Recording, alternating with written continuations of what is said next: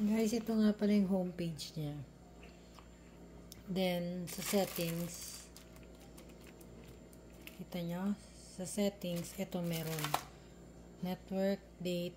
So, pag naglagay kayo ng internet, pwede na agad siya lagyan ng date. May Bluetooth na rin siya guys. So, pwede nyo siyang connectan ng Bluetooth speaker. Yan.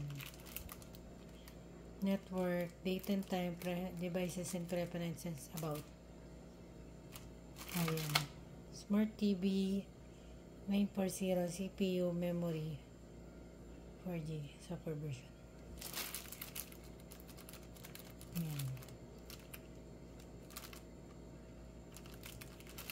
Ito yung weather. Ito yung oras, ito yung date.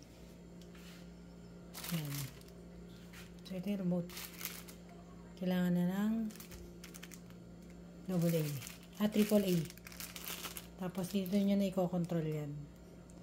Source, menu, exit. So, marami naman kayong pwede kayo magbasa ng manual. Kung ano nyo. Kaso parang walang kasamang manual. Ayan.